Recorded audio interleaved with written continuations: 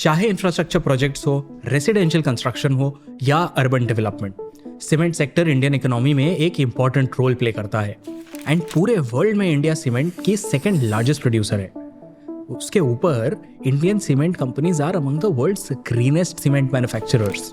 2023 में cement sector का market size almost 4 billion tons पहुंच गया एंड 2032 तक ये कुछ 6 बिलियन टन्स के आसपास होगा, मतलब अभी से 1.5 टाइम्स बढ़ा। और तो और नेक्स्ट 5 इयर्स में cement companies 150 to 160 million tons पर एनम की कैपेसिटी ऐड करने का प्लान कर रही है। एंड अगर आप न्यूज़ वगैरह देखते हो, पढ़ते हो, तो आप आए दिन सुन रहे होंगे कि सीमेंट स्पेस में कोई ना कोई मर्जर एंड एक्विजिशन चलता ही रहता है। कभी बिरला जी वाली अल्ट्राटेक सीमेंट इंडिया सीमेंट्स खरीद रही होती है, तो कभी अदानी वाली अंबुजा सीमेंट्स ओरिएंट या पेना सीमेंट। तो ना इतना न्यूज़ देखकर मेरे दिमाग में भी कुछ क्वेश्चंस आए कि भाई आखिर सीमेंट इंडस्ट्री में चल क्या रहा है, इतने सारे एक्विजिशंस क्यों हो रहे हैं, एंड ये सीमेंट इंडस्ट्री ऑपरेट कैसे करती है, सीमेंट बनता कैसे है, वगैरह वगैरह। तो हमने इस पे रिसर्च स्टार्ट किया एंड हमें जो जो समझ आया वो हम आपके सामने आज डिटेल में शेयर करेंगे और आपको एक्सप्लेन करेंगे बिल्कुल आराम से। अगर आप स्टूडेंट हो या अर्ली प्रोफेशनल हो तो बिल्कुल पेन पेपर लेकर रेडी हो जाओ, इनसाइट्स नोट कर लो। सोर्सेज भी मैंने डिस्क्रिप्शंस में ऐड कर दिए हैं। इस वीडियो को मैंने मेजरली 4 पार्ट्स में डिवाइड किया है। First, basics about the cement industry, जिसमें हम सीमेंट बनता कैसे है वो समझेंगे एंड उससे भी ज़्यादा इंपॉर्टेंट हम समझेंगे कि सीमेंट कंपनीज में कौन से कॉस्ट सबसे मेजर होते हैं, सबसे बड़े होते हैं। सेकेंड, इंडिया में सीमेंट इंडस्ट्री का स्ट्रक्चर कैसा है, मतलब ऑर्गेनाइज वर्सेस अनऑर्गेनाइज कितना है, टॉप प्लेयर्स का मार्केट शेयर कितना है, एंड सीमेंट कंपनीज का ज्योग्राफिकल डिस्ट्रीब्यूशन क्या है। थर्ड, हम अभी जो भी M&As हो रहे हैं उनका कॉन्टेक्स्ट समझेंगे एंड मोर इम्पोर्टेंटली उसके पीछे का रीजन समझेंगे कि ये हो क्यों रहे हैं। एंड फाइनली हम सीमेंट सेक्टर के फ्यूचर एंड अपकमिंग ट्रेंड्स के बारे में डिस्कस करेंगे। वीडियो में बहुत सारे इनसाइट्स हैं, तो आप लास्ट तक जरूर बने रहना। शुरू करते हैं। किसी भी सेक्टर को समझने के लिए सबसे इंपॉर्टेंट है उसके वैल्यू चेन को समझना, उसके सप्लाई चेन को समझना, स्पेशली अगर वो एक सीमेंट जैसी कमोडिटी हो। सीमेंट प्रोड्यूस करने के लिए पहले क्लिंकर प्रोड्यूस किया जाता है। अब क्लिंकर क्या होता है? लाइमस्टोन, जो एक तरह का सेडिमेंट्री रॉक है, is one of the main ingredients जो कि क्लिंकर बनाने के लिए यूज होता है। इसी लाइमस्टोन को क्ले के साथ एक्सट्रीमली हाई टेम्परेचर पे गर्म करने से क्लिंकर बन जाता है। इसको टेक्निकल भाषा में हम एक इंटरमीडिएट प्रोडक्ट बोलते हैं। फिर इस क्लिंकर को जिप्सम और फ्लाई ऐश के साथ ग्राइंड करके एक फाइन पाउडर बनाया जाता है। यही फाइन पाउडर सीमेंट होता है। और ये प्रोसेस सारी सीमेंट मैन्युफैक्चरिंग कंपनीज के लिए मोर और लेस सेम ही होता है। एंड सिमिलर प्रोसेस मतलब सिमिलर फिनिश प्रोडक्ट। और क्योंकि बहुत प्रोडक्ट डिफरेंशिएशन नहीं है, सबके सिमिलर प्रोडक्ट्स होते हैं, तो प्राइसिंग पावर किसी एक सप्लायर के हाथ में नहीं आ सकती है। तो मार्केट में जो सीमेंट का भाव होगा मोर और लेस उससे ही 10 रुपीज ऊपर या नीचे डिफरेंट कंपनीज अपना प्रोडक्ट सेल कर रहे होंगे।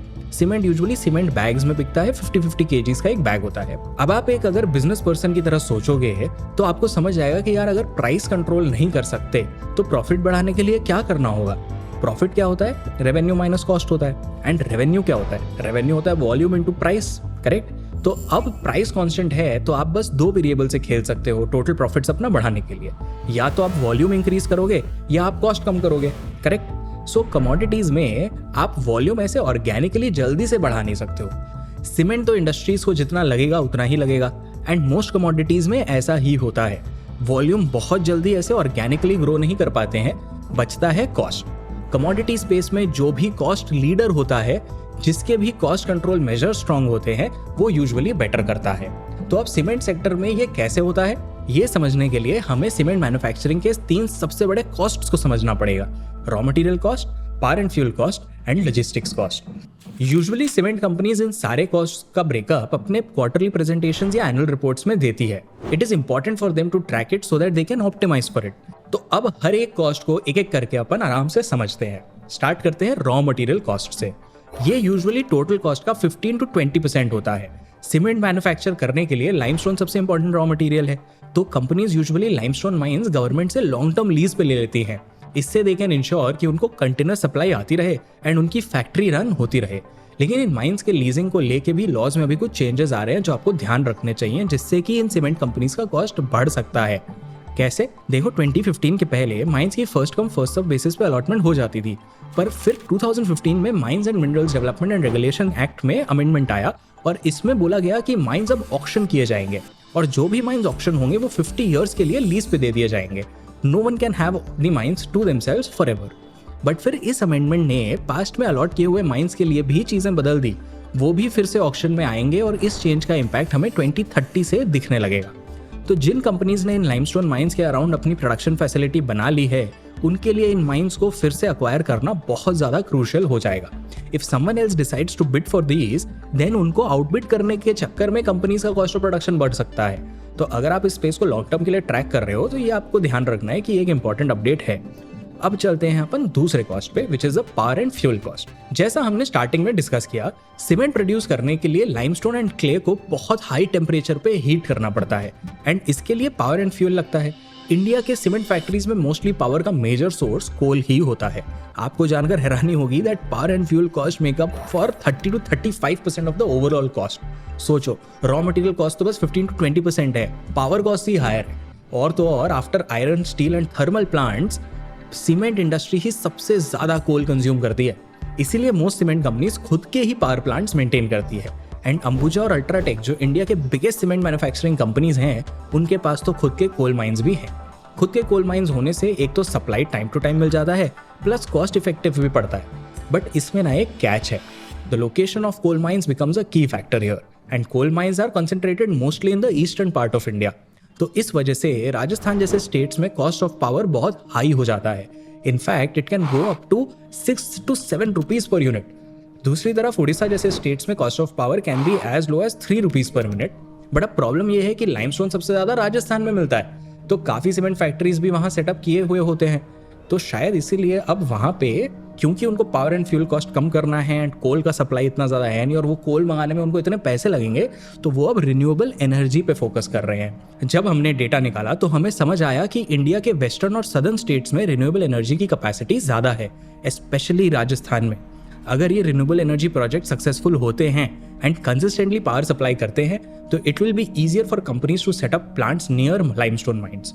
श्री सीमेंट्स, जो बांगर सीमेंट्स ब्रांड के नेम से सीमेंट्स बेचते हैं, वो भी रिन्यूएबल्स पर काफी फोकस कर रहे हैं। उन्होंने 236 मेगावाट के solar and wind power plants already install कर दिए हैं और झारखंड, हरियाणा, राजस्थान, उत्तर प्रदेश एंड उत्तराखंड में उनके 112 मेगावाट्स के सोलर प्रोजेक्ट्स अंडर इंस्टॉलेशन हैं। प्लस राजस्थान में उनका 36 मेगावाट का एक विंड पावर प्लांट भी इंस्टॉल हो रहा है। And as per ICRA, by the end of current financial year 24-25, green power is expected to account for 40 to 42% of the total power mix in the cement space versus 35% as of March 2023। Analyst का मानना है कि इससे cement companies के operating margins भी 140 to 160 basis point से improve हो सकते हैं। तो बेसिकली पावर एंड फ्यूल के कॉस्ट स्ट्रक्चर में काफी चेंजेस आ रहे हैं। If we can reduce this drastically, तो हमारे सीमेंट कंपनीज ग्लोबली भी काफी कंपेटिटिव हो जाएंगे। और सिर्फ सीमेंट कंपनीज ही नहीं, जो भी कंपनीज बहुत पावर एंड फ्यूल कंज्यूम करते हैं, उनको भी इससे बहुत बेनिफिट मिलेगा। जैसे जैसे हम cheaper and more sustainable alternatives की तरफ जाएंगे, वैसे वैसे सीमेंट कंपनीज के मार्जिन्स इंप्रूव हो सकते हैं। तो चलिए अब आ जाते हैं तीसरे सिग्निफिकेंट कॉस्ट पे, which is the logistics cost. For cement companies, freight cost या logistics cost is 25 to 30% of the total cost of sales. मतलब 50% से ज्यादा तो raw material and power and cost में हो गया, प्लस 25 to 30% फ्रेट कॉस्ट। बचा नेट 15 to 20%, जिसमें बाकी खर्चे निकालने रहते हैं। लॉजिस्टिक्स कॉस्ट इतना हाई क्यों है?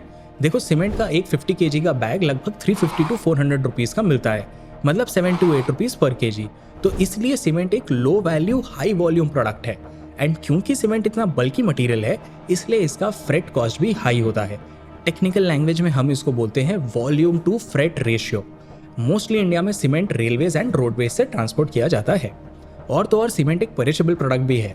इसका शेल्फ लाइफ लगभग 90 डेज होता है, तो इसको जल्दी से सेल करना बहुत ज़्यादा इंपॉर्टेंट होता है। तो मतलब देखो, पहले फैक्ट्री का लाइमस्टोन माइन के पास होना इंपॉर्टेंट है, दूसरा फिर उसका कोल माइन के पास होना इंपॉर्टेंट है, एंड तीसरा उसका कस्टमर के पास भी होना इंपॉर्टेंट है, क्योंकि ये पेरिशेबल प्रोडक्ट है।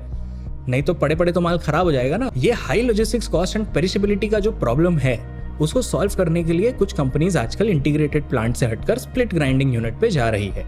सिंपल टर्म्स में बोलो तो इंटीग्रेटेड प्लांट में limestone to clinker and clinker to cement एक ही लोकेशन पे बनता है, which is usually closer to the limestone mines. पर स्प्लिट ग्राइंडिंग यूनिट में, एज द नेम सजेस्ट्स, ये प्रोसेस स्प्लिट हो जाता है।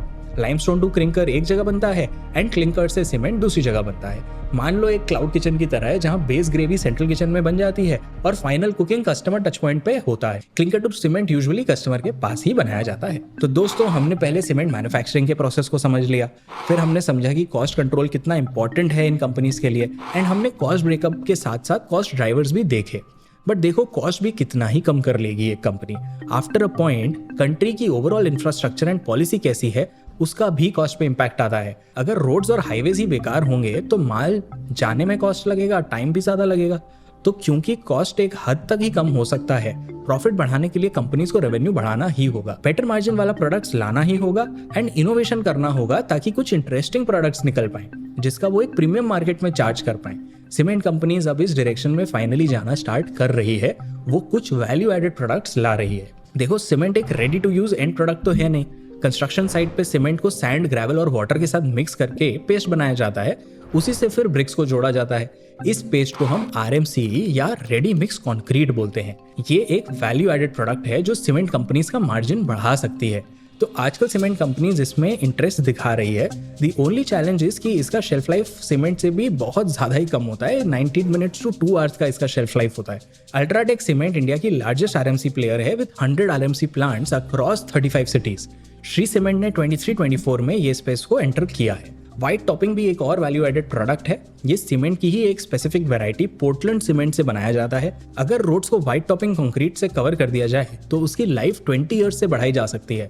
प्रधानमंत्री ग्राम सड़क योजना में व्हाइट टॉपिंग यूज किया जा रहा है और एग्जिस्टिंग हाईवेज को रिपेयर करने के लिए भी ministry of road transport and highways ने व्हाइट टॉपिंग टेक्नोलॉजी को यूज करने का एक प्रपोजल दिया है। तो अब आपको समझ आ गया होगा कि सीमेंट को यूज करके भी और अलग अलग वैल्यू एडेड प्रोडक्ट्स भी बन रहे हैं, तो वहां से रेवेन्यू इंक्रीज किया जा सकता है। But the point to note here is that cement के दो जो फीचर हैं, perishability and high weight to volume ratio, ने सीमेंट इंडस्ट्री को ऐसे शेप किया है कि यहाँ बहुत सारे रीजनल प्लेयर्स आपको देखने मिलेंगे। तो चलिए अब हम समझते हैं कि स्ट्रक्चर क्या है इंडिया के सीमेंट इंडस्ट्री का। इंडिया में टोटल 210 लार्ज सीमेंट प्लांट्स हैं। 77 आउट ऑफ दीज 210 3 स्टेट्स में हैं, आंध्र प्रदेश, राजस्थान एंड तमिलनाडु। अगर ज्योग्राफिकली देखें तो 32% सीमेंट प्लांट्स साउथ इंडिया में है, 20% नॉर्थ इंडिया में, 20% ईस्ट इंडिया में, 15% वेस्ट इंडिया में एंड बाकी 13% सेंट्रल इंडिया में है।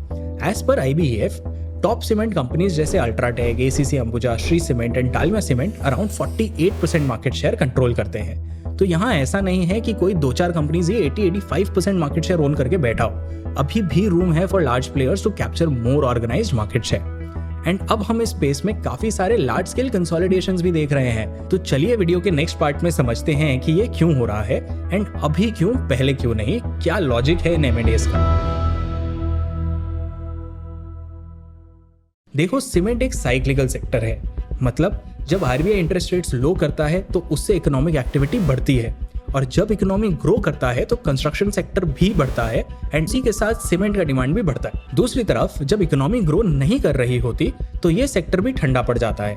साइकिल के पीक पर जब इंडस्ट्री अच्छा परफॉर्म कर रही होती है तब कंपनीज के पास कैश एक्यूमुलेट हो जाता है और उनको फास्ट ग्रो करना होता है। न्यू ज्योग्राफिकल एक्सपेंशन उनके लिए ग्रोथ हैक होता है इस टाइम पर। तब वो या तो नए प्लांट्स लगा सकते हैं या कोई दूसरी कंपनी खरीद सकते हैं। खेल सारा कैश फ्लो मैनेजमेंट का ही है। बट एक्विजिशन ही क्यों, खुद का फैक्ट्री सेटअप क्यों नहीं? क्योंकि सीमेंट सेक्टर में limestone mines and distribution network, ये दो सबसे बड़े बैरियर्स टू एंट्री हैं। न्यू लोकेशन में अगर कोई कंपनी स्क्रैच से बिल्ड करने जाए तो उनको काफी टाइम लग सकता है, बट दूसरी कंपनी को अक्वायर करके इन हर्डल्स को जल्दी टैकल किया जा सकता है।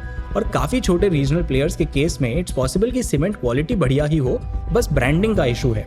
तो कोई बड़ा प्लेयर इसमें आसानी से आकर वैल्यू अनलॉक करके जा सकता है। प्लस सीमेंट स्पेस में हर 7-8 ईयर्स में कंसोलिडेशन होता ही रहता है, ये कोई नई बात नहीं है।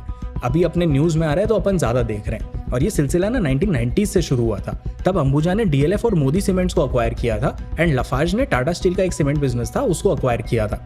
2016-17 में भी M&A का ये साइकिल रिपीट हुआ था और तो और लास्ट 9 ईयर्स में इस स्पेस में 15 मर्जर्स एंड एक्विजिशंस हुए हैं। एज पर इकरा, जो भी रिसेंट मर्जर डील्स हुए हैं उनमें एवरेज कॉस्ट एक integrated greenfield cement plant setup करने से भी लो था। तो इससे सीमेंट कंपनीज को केपेक्स में कॉस्ट सेविंग्स भी हुई है। एंड एनालिस्ट की माने तो M&A का एक और मेन रीजन है कंपटीशन। अदानी ग्रुप और बिरला ग्रुप दोनों सीमेंट का लार्जर मार्केट शेयर कंट्रोल करने के लिए कम्पीट कर रहे हैं। सदर्न स्टेट्स में सीमेंट इंडस्ट्री फास्ट ग्रो कर रही है और दोनों ही ग्रुप्स यहाँ पे अपनी पोजीशन सॉलिडिफाई करने की कोशिश कर रहे हैं। खबरें शुरू हुई जब अदानी ग्रुप ने अंबुजा सीमेंट के थ्रू सांघी इंडस्ट्रीज को अक्वायर किया। सांघी पैंडेमिक के बाद काफी स्ट्रगल कर रहा था। उनके बहुत डेट्स थे जो उन्होंने 15 to 16% पे रीफाइनेंस किए थे। वो पोल्यूशन कंट्रोल कंप्लायंस में भी फॉल्टर करने लगे थे। कंपनी में कैश फ्लो इश्यूज बढ़ने लगी और कंपनी लॉसेस में चली गई। तो इस मौके का फायदा उठा के अदानी ग्रुप ने सांघी इंडस्ट्रीज को अक्वायर कर लिया। इससे उसका वेस्टर्न एंड सदर्न रीजन्स में मार्केट शेयर इंप्रूव होगा। और सिर्फ सांघी नहीं, उन्होंने 10,422 करोड़ के वैल्यू एंटरप्राइज पे पेना सीमेंट्स इंडस्ट्रीज को भी अक्वायर किया। इस एक्विजिशन से अदानी ग्रुप में 14 मिलियन टन्स पर एनम का प्रोडक्शन कैपेसिटी ऐड हुआ है और उनका टोटल कैपेसिटी 89 मिलियन टन्स पर एनम पहुंच गया था।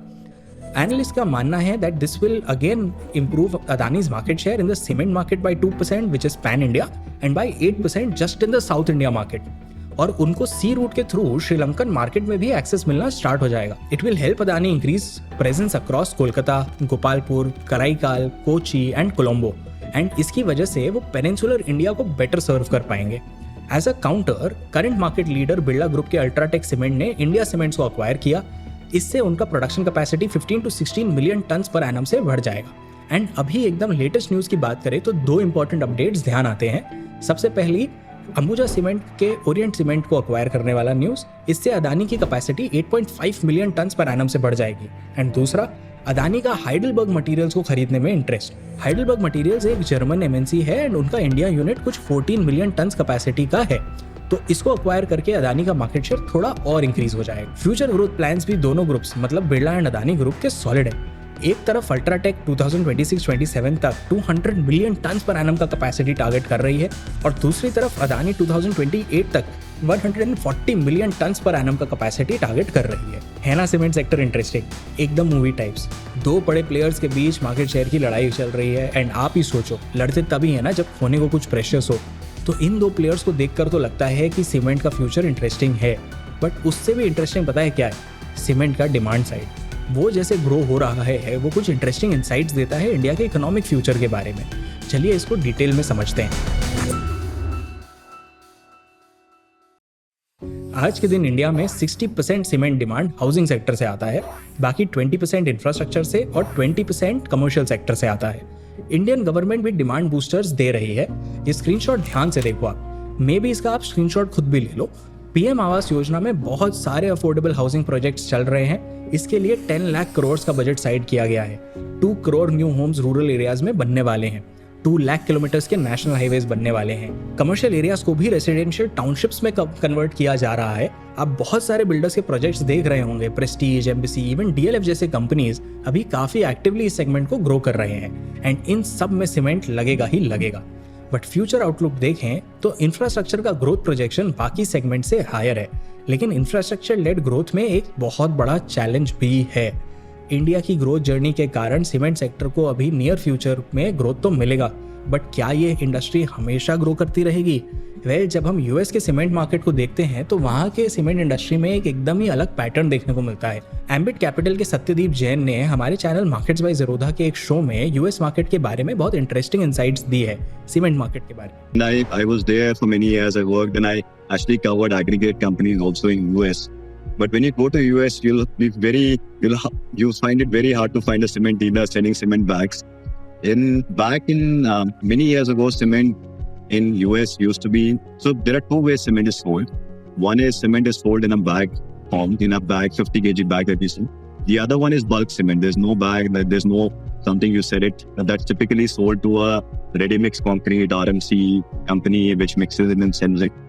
So in US, back in the day, there was a lot of distribution that happened many years ago. But gradually over time, RMC is 75% of the cement.